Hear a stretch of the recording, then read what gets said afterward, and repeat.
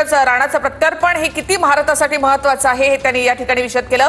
पाकिस्तानचा या सगळ्यामधला role, ISIचा role ह्या राणाच्या चौकशीमधून स्पष्ट होऊ शकणार आहे। तसंच टेररिस्ट कंट्री म्हणून पाकिस्तानला जाहीर करावं अशी भारताची आधीची मागणी होती। तर हे सगळे पुरावे जमा करून पुन्हा एकदा पाकिस्तानच्या विरोधामध्ये आंतरराष्ट्रीय स्तरावर एक दबाव टाकण्यासाठी देखील याचा उपयोग होणार आहे। तर 26/11च्या या मास्टरमाइंडला भारतामध्ये आता आणण्यात आलेलं आहे। NIA कडून आता सध्या प्रक्रिया सुरू आहे। अमेरिकेकडनं ते प्रत्यार्पण झालेलं आहे आणि आता एअरपोर्टवर त्याची NIA कडून अटक दाखवली जाईल आणि त्यानंतर तहूर राणा याला NIAच्या मुख्यालयामध्ये नेलं जाणार आहे। त्यासाठी पालम विमानतळाच्या बाहेर चोख बंदोबस्त या ठिकाणी ठेवण्यात आलाय। पटियाला हाऊस कोर्टामध्ये एक चिलखती वाहन तैनात करण्यात आलेलं आहे। राणाला पटियाला हाऊस मधील NIA न्यायालयामध्ये हजर केलं जाणार आहे। पटियाला हाऊस कोर्टात एक चिलखती वाहन तयार करण्यात आले। पटियाला हाऊस कोर्टात हे वाहन सध्या तैनात आहे। राणाला पटियाला हाऊस मधील NIAच्या न्यायालयामध्ये हजर केलं जाणार आहे। कोर्टात हजर केल्यानंतर तपास यंत्रणा त्याची रिमांड मागतील। म्हणजे एकूणच पूर्ण न्यायिक प्रक्रिया जी आहे, न्यायालयीन प्रक्रिया जी आहे ती NIA कडनं या ठिकाणी केली जाणार आहे। सध्या इंडियन एअरस्पेसमध्ये हे विमान दाखल झालेले आहे आणि दिल्लीत हे विमान लँड झाले। पालम विमानतळावरून NIAच्या हेडक्वार्टरमध्ये आता तहूर राणाला नेलं जाणार आहे, त्याची तयारी सध्या सुरू आहे। NIA कडून देखील राणाच्या अटकेची प्रक्रिया सुरू झाली आहे। 2009 मध्ये शिकागो विमानतळावर हेडलीला अटक करण्यात आली। त्यानंतर तहूर राणा याला ताब्यात घेण्यात आलं। तेव्हापासून त्याच्या प्रत्यार्पणाची मागणी अमेरिकेकडे भारताकडनं केली जात होती। अखेर आता म्हणजे 2023 मध्ये यासाठी अमेरिकेच्या सुप्रीम कोर्टामध्ये याचिकेद्वारे आव्हान देण्यात आलेलं होतं आणि सुप्रीम कोर्टानं याचिका फेटाळल्यानंतर आता तहूर राणा याला भारताच्या ताब्यात देण्यात आलेला आहे। तो रहना चाहूँगा police K pass plan A, plan B, plan C तीनों है, जिसमें कि पहला प्लान ये है कि जिस जगह पे TV9 भारतवर्ष की टीम खड़ी है, ये जो पालम टेक्निकल एरिया है, यहाँ से निकाला जाए। दूसरा कार्गो टर्मिनल नंबर 4 से निकाला जा सकता है और तीसरा जो एयरपोर्ट का VVIP गेट है उससे निकाला जा सकता है।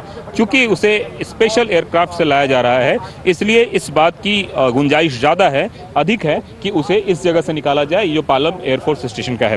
पहली बात। दूसरी बात, जब यहाँ से निकलने से पहले उसे बाकायदा पूरी ट्रांजिट उसका लिया जाएगा, उसकी गिरफ्तारी होगी, भारतीय धरती पे उसे पहली बार गिरफ्तार किया जाएगा और गिरफ्तार करने के बाद संभव है यही मेडिकल कराया जाए या फिर एक ऑप्शन ये भी है कि उसे NIA दफ्तर ले जाके मेडिकल कराया जाए। दूसरी बात, उसे पटियाला हाउस कोर्ट में जो पेश होने वाली बात है उसमें दो तरह के ऑप्शन है। पहला ऑप्शन तो ये है कि उसे फिजिकली उसकी पेशी हो, दूसरा ऑप्शन ये है कि उसे वीडियो कॉन्फ्रेंसिंग के माध्यम से भी उसे पेश कराया जा सकता है। तो अब यह देखना दिलचस्प है कि आने के बाद किस तरह का मूवमेंट बनता है। दिल्ली पुलिस ने हर तरह के उपाय किए हुए हैं, हर तरह के प्लान बनाए हुए हैं और फाइनल अथॉरिटी क्या होती है वो तो लास्ट मोमेंट में ही पुलिस के सामने पता चलेगा। लेकिन इतना जरूर है कि पालम टेक्निकल एयरपोर्ट और तमाम जगह पे सिक्योरिटी ड्रिल चल रही है, आला अधिकारियों का जुटना शुरू हो गया है। दिल्ली पुलिस के आला अधिकारी अभी से 2-3 घंटे पहले यहाँ पहुंचे हैं। थोड़ी देर पहले NIA के भी कुछ आला अधिकारी पहुंचे हैं और मुझे ऐसा लगता है कि जैसे ही सारी प्रक्रिया पूरी होगी उसके बाद ही फिर next course of action decide होगा। तर आपले प्रतिनिधी पालम विमानतळाच्या या बाहेर, या गेटच्या बाहेर उपस्थित आहेत। याच गेटमधून कदाचित तहूर राणा याला बाहेर काढलं जाईल, त्यामुळे आपले कॅमेरे देखील या ठिकाणी लागलेले आहेत। अनेक वर्षानंतर अखेर तहूर राणा याचा ताबा भारताला मिळालेला आहे आणि तो भारतासाठी अत्यंत महत्त्वाचा असणार आहे। तहूर राणा मुंबईतील 26/11 हल्ल्याचा मास्टरमाइंड। तहूर राणा पाकिस्तानी वंशाचा कॅनेडियन उद्योगपती।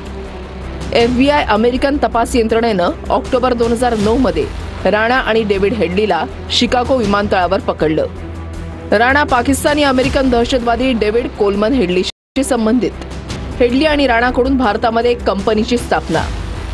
हेडली 2007 ते 2008 दरम्यान 5 वेळा भारतामध्ये आला होता। हेडली आणि राणानं मुंबई हल्ल्यासाठी रेकी केली होती। राणा आपल्या पत्नीसोबत मुंबईत आला आणि ताजमध्ये थांबला होता। हेडली आणि राणाकडून भारतात एका कंपनीची स्थापना।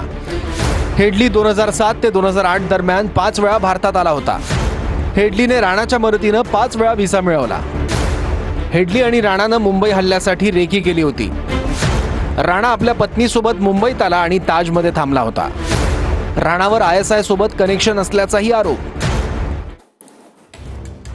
तर ही दृश्य आपण पाहतोय 26/11च्या मास्टरमाइंडला सध्या भारतात आणण्यात आलेलं आहे. दिल्ली पालम विमानतळाबाहेर सध्या पोलिसांचा हा चोख बंदोबस्त ठेवण्यात आलेला आहे.